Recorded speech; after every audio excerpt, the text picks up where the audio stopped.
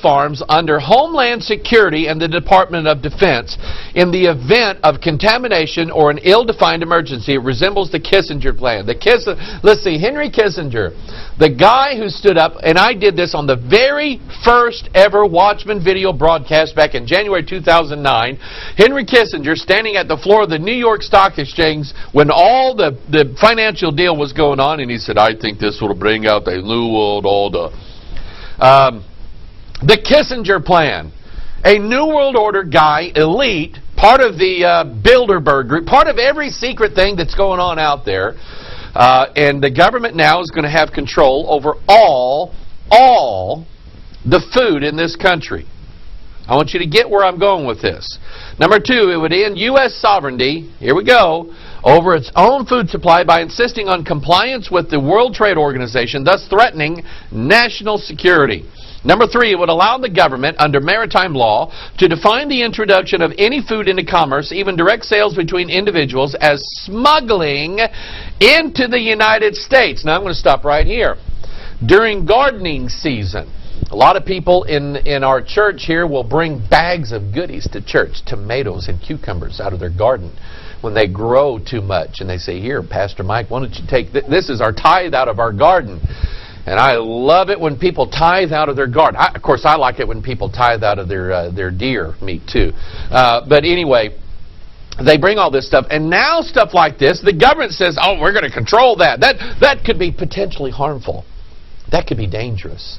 Okay, and I want you to think about the big picture. Is this just about government control of everything? No. There's more to it. You have to understand what it takes to get a bill in Congress passed. You have to understand the mechanism. And I'm not a Washington insider, but I get it. Okay? There is a lot of money given to senators, representatives, to sway their vote. How's it given? Through the form of campaign donations. Okay?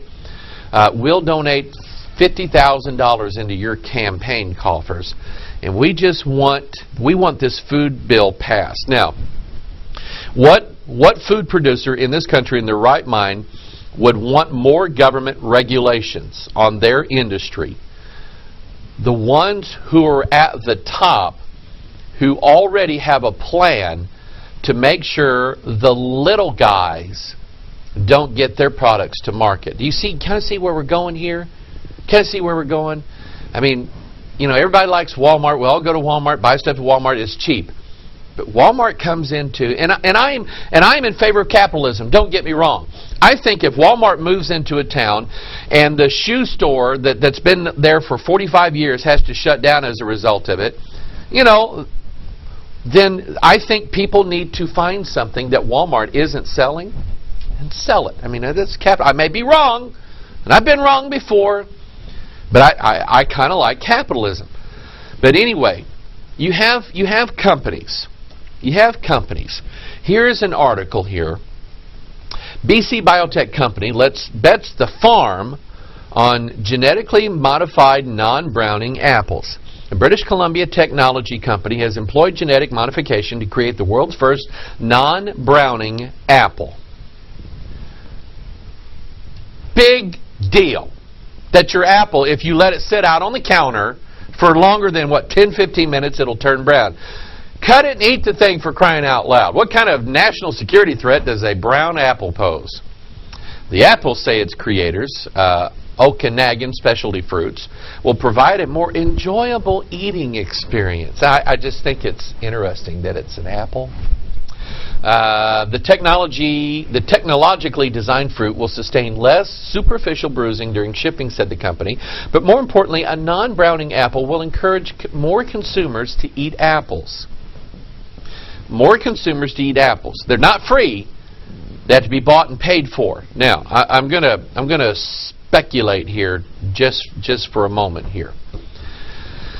What companies would be in favor of more government regulation concerning their industry?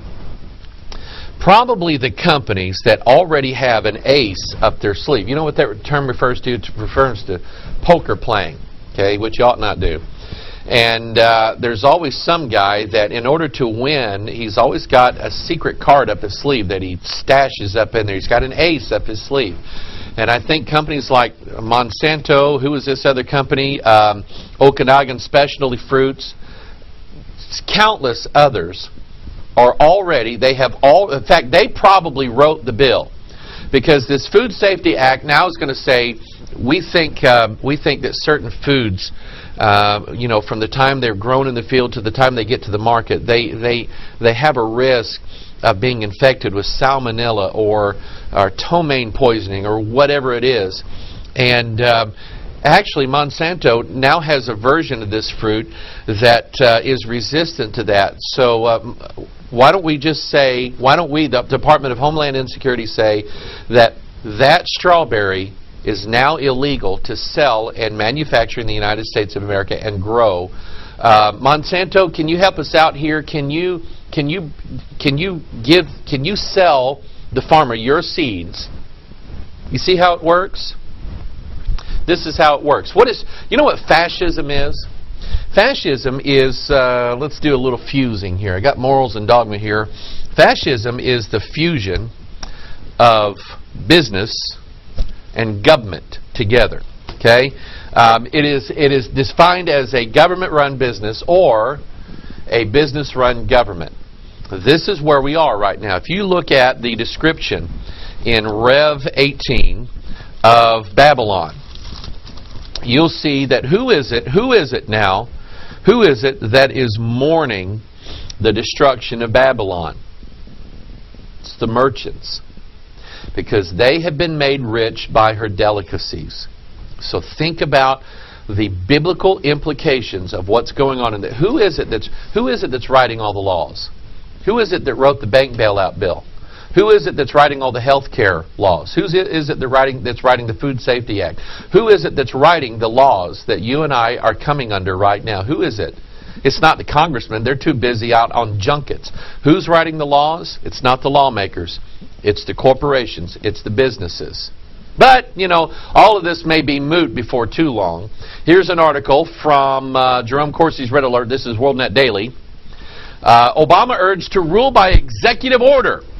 Leftist think tank recommends President bypass Congress.